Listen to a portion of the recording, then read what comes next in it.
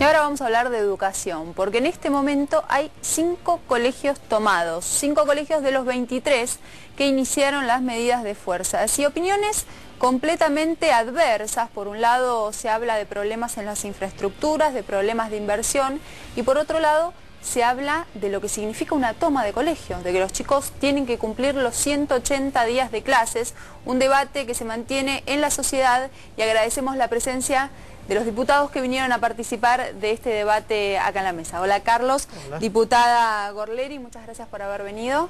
Diputado Nena y Abrevaya, muchas gracias también. Gracias a ustedes. ¿Qué pasa con los colegios tomados? ¿Cómo, por lo menos desde su sector, analiza lo que está ocurriendo hoy? 5 escuelas tomadas de 23 que comenzaron con la medida. Habiendo visto las imágenes que recién ustedes mostraban de lo que está pasando con nuestros jóvenes en la situación de adicciones, el PACO, todas las situaciones que llevan la desesperanza y el no encontrar futuro, creo que con estas imágenes queda absolutamente más claro que la escuela es un lugar sagrado y que como sociedad tenemos que apuntar a que la escuela les devuelva la esperanza de tener un futuro. En ese marco y con esa introducción, que perdonen, pero me impactó lo que acabamos de ver, realmente creo que la situación de las tomas de las escuelas es una situación muy compleja, porque si bien considero que los alumnos tienen absoluto derecho y legítimo de reclamar aquello que consideran justo y que la situación de infraestructura escolar está en una situación muy difícil, hace décadas que hay una desinversión importante en el tema de infraestructura y todavía queda una gran deuda en ese tema. Desde ese lugar considero que es muy legítimo que los chicos protesten y reclamen, y celebro además que se involucren y eso nos habla de la contracara de lo que acabamos de ver, ¿no? De una esperanza de estos jóvenes de querer cambiar su realidad. Ahora bien, como adultos, desde el lugar de docentes, de padres, de sociedad toda, de políticos, de dirigentes, tenemos que guiar a esos chicos para que su decisión del cómo encarar la protesta no vulnere su propio derecho a educarse y el de otros chicos. Realmente creo que ahí es donde está el nudo de la cuestión, que me parece que tenemos que replantearnos como sociedad qué está pasando en la relación. ¿Cómo se está reclamando?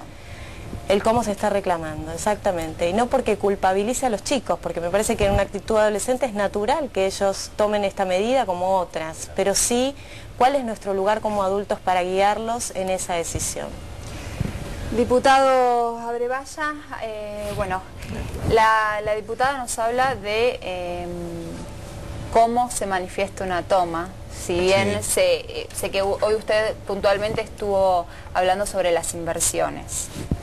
¿Qué opina de las inversiones del jefe de gobierno porteño? Bueno, acá esto es una película, ¿no? Es una larga película, pero puntualmente empieza en el 2007 con la declaración de emergencia, pero una ley que le da enormes posibilidades de manejar el dinero de manera rápida, ágil. Ustedes se acuerdan, entre diciembre del 2007 y marzo del 2008 iban a estar arregladas todas las escuelas en el tema gas. No ocurrieron 400 millones que se dispuso. Después 2008 tampoco logró resolver una serie de cuestiones. En el 2009 de 270 millones se ejecutan 120. Entonces dice, bueno, para el 2010, ¿para qué vamos a poner 270? Pongamos 120 millones, que es lo único que ejecutamos. De esos 120 se ejecutó el 40 del 40, digamos que están ejecutando el 20 de esa cifra. De la otra cifra, 300 millones, de los cuales ya se cobraron 200 de la venta de los terrenos de Catalinas para obra nueva y compra de escuelas, 0. Hoy es la primera vez que vemos un plan concreto, el cual el ministro nos había dicho alguna vez, bueno, vamos a hacer esto, lo otro, pero la primera vez que aparece un listado completo de lo que va a ser nuevo. Y de lo anterior había listados dando vueltas de lo que había que arreglar y lo que no, pero todavía, es decir, todavía estaba como trancado, como que no avanzaba eso, plata había, todavía sin ejecutar el resto del dinero, y además la legislatura le votó hace ya 2 semanas 30 millones de dólares. Cuando se dice desinversión, se está haciendo el truco de los números, ¿no? Una comparación de millones de pesos contra millones de pesos en la historia.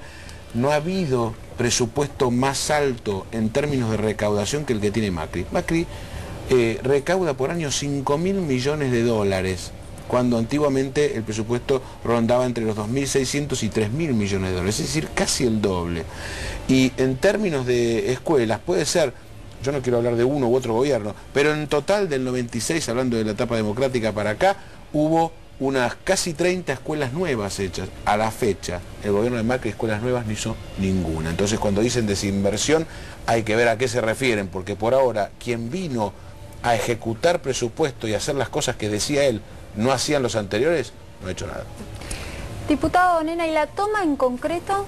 ¿Qué le parece? Porque estamos, bueno, hablando de números, pero la toma, que los chicos decidan tomar el colegio, ¿es una manera legítima? Es el reclamo legítimo por un derecho, por el derecho social a la educación. Digo, esta es la realidad que nosotros tenemos hoy y esta es la diferencia política e ideológica que tenemos con el gobierno de la ciudad. Para nosotros es un derecho social, la educación con responsabilidad indelegable del Estado en el tema de la inversión, y no un servicio transable desde el punto de vista de la cuestión privada.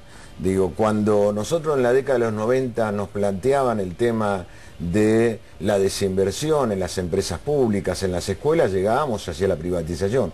Lo que hoy se está defendiendo, no solamente por los chicos en las escuelas, sino por los docentes y las comunidades educativas, es el derecho a tener instituciones dignas, del derecho a la posibilidad. Y yo acá voy a coincidir en esto con Victoria respecto de cuál es la diferencia que existe hoy entre un chico que lleva a la protesta, a la defensa del derecho a la educación por encima de aquellos chicos que hoy no tienen ese futuro que se lo da la educación, pero una educación digna. Y además yo quiero avanzar en otro tema también, digo, porque hoy el ministro Bullrich planteó nuevamente la misma historia que plantea lo mismo el Mauricio Macri, el oficialismo, es decir, la cuestión de echar las culpas a las gestiones anteriores. Digo, es el tercer presupuesto que está ejecutando el macrismo en educación y es el tercer presupuesto que tiene subejecución. Una subejecución presupuestaria que es fenomenal. Digo, y hoy se ve en esta situación que recién a 5 meses de iniciado el ciclo lectivo y teniendo en claro que la infraestructura había sido un problema grave en el 2009, también en el 2008 y que se viene profundizando, en lugar de prever una inversión y la ejecución real del presupuesto, hay una subejecución y por eso hoy las escuelas están en las condiciones que están. Están con problemas, digo, porque cuando hablamos del gas, no es el problema del frío solamente, una escuela sin gas. El 60% de las escuelas de la ciudad de Buenos Aires tiene comedores escolares. O sea que la falta de escuela, la falta de gas, tiene la problemática que los niños, los adolescentes, esas escuelas, en lugar de comer comida caliente, lo hacen a través de vianda. Una vianda fría.